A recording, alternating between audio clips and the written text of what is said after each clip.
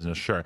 But they're not discounting there is how great it is to be able to go home at the end of your 9 to 5 and not have to be thinking about the business 24/7 like I am. Yes. Not to mention that having a 9 to 5 is, like I look at AD, like we brought him on, he starts doing podcasts with us. It's helping every other area of his business. At some point, maybe he could start a completely separate business from what he's been able to accomplish on here. A 9 to 5 is nothing but an opportunity to help you get to the coming from next. the church, if you were in the 60s and you got pregnant, they would send you from Oklahoma up to Chicago, and all of a sudden you came back with a sister. But now I see the same women going into the church, coming in with 2 kids by 2 different men, pregnant with another, but they sit on the front pew right here, and the pastor shouting them out. I'm like, we've taken away consequence, we've taken away judgment.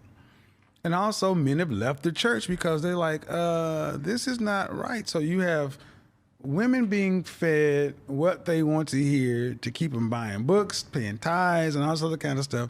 But the men aren't in these places because the men say, I don't want this. You can do that. You want to have children, that's fine, but I don't want to pay for another guy's kids. And now the women who find themselves in that position are like, well, wait a minute. This is cool 3 years ago. No, it really wasn't. Guys just couldn't say anything because if you were in a position to have a platform to say something, you'd be deplatformed. This has only been something that's been all right to talk about in the last under 12 months. Right. So make hay while you can, right? Because it's the reality, and more women are starting to realize that if you do have kids, okay, understand what that effectively does is it reduces your overall marketplace value. And don't get mad at the market, just adjust.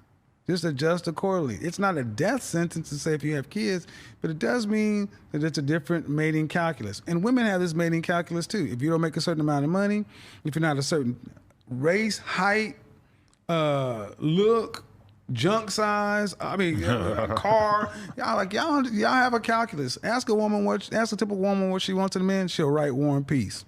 Ask her what she's going to bring to your table. It doesn't even fit on the back of a stand. There's a problem there.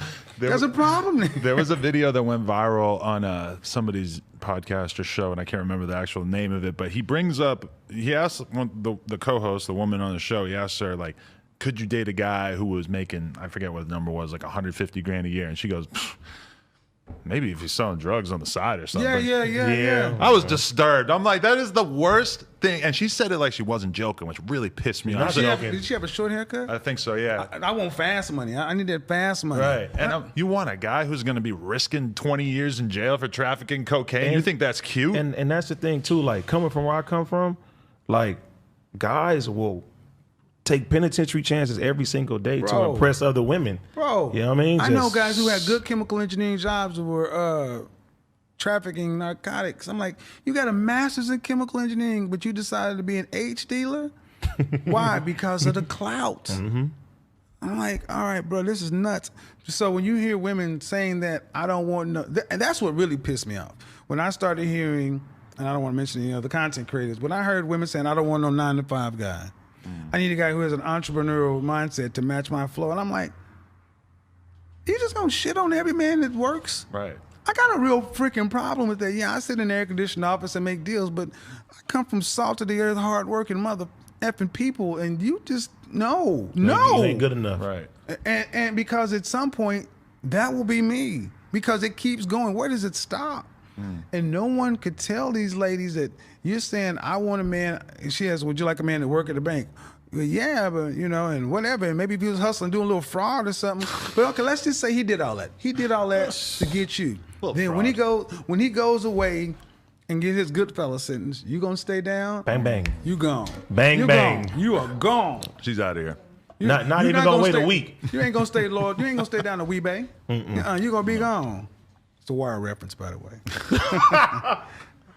Classic show. I mean, it's pretty incredible. Like, and you got to wonder where this sort of mentality came from, or where the idea that having a 9 to 5 was a bad thing, that working was a bad thing, is just this really sort of disturbed mentality. Like, yes, it would be nice, like, of course, a lot of women would like to date a guy who owns his own business, sure, but they're not discounting there is how great it is to be able to go home at the end of your 9 to 5 and not have to be thinking about the business 24/7 like I am. Yes. Not to mention that having a 9-to-5 is, you know, like I look at AD, like we brought him on, he starts doing podcasts with us. It's helping every other area of his business. At some point, maybe he could start a completely separate business from what he's been able to accomplish on here. A 9-to-5 is nothing but an opportunity to help you get to the next level.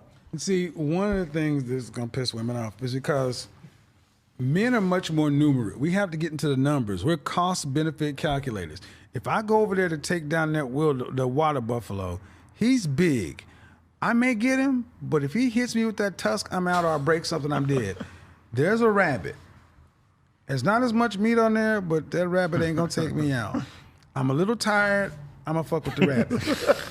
I'm going to snack on your ass, and then I'm going to come and get your ass in a minute when I get my boys. We laugh because we understand, because if I do that right now, I'm gone, because there's no one coming to get my back. Men have to run these numbers. So what I find is women often say, I just want the water buffalo. Go get it. Wait a minute. Do you not understand that's a different risk? So I want it. Right. And I mean, and I've had water buffalo before. You some kind of punk? Why can't you get water buffalo? Pussy. It's like, wait, hold on.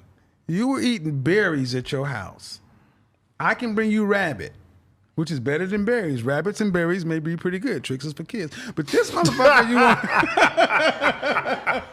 but you want me to go get this. And you want me to go. You boss. You want me to go get this thing. Why? To prove to you what? And when I do that, and if I miss, are you going to help me back to health? Nurse me back to health? No. You're going to eat them berries and go find somebody else to go. No. And that's what they tell these men. I'm like, what are you telling the guy? You want to do fraud to do what? To get you $50,000 to do what? Just because I need it. For what? But it's because you've had this, you know, and I hate to use hip hop and that stuff as a culprit, because we gained a lot from hip hop. But, you know, there has been a market change from the message to the watches and the cars and this and that. But average people used to understand not everybody got a AP watch. That's a house. You were good with your Seiko 105, that's $300. G-Shock. Exactly, and you know, and you were good with that. You didn't think because I didn't have this, I'm less than a man because I don't have this watch. No, you're still a man. And men understand that I don't look down on you because I got a Rolex, you got a G-Shock. But when women start making the distinction saying you're a better man because you have this, then you start, because men will do what it takes to get women. But now men are starting to reject that, saying, look, I'm done. If this is what it takes, if the only men you're dealing with is over here, and then even those guys, what was the actor's name? Getting Johnny Depp. You know, even those guys. You got guys who are supposed to be apex alpha male, got everything else, and they're getting left. Why can't they keep them? And guys are saying, you know what? No mas, I'm done. That's never happened before, where guys have chosen to just say, no, the game's rigged. I'm gonna just put the ball down and I'm gonna go here. Now you have an abundance of adult entertainment online now. You got, yeah, man. You got adult. I mean, yeah. I used to keep the frat porn collection. So you got. I'm in there. He's important. He's important. Great guy. Super explicit. Hey, man, we made a lot of money on OnlyFans, my friend.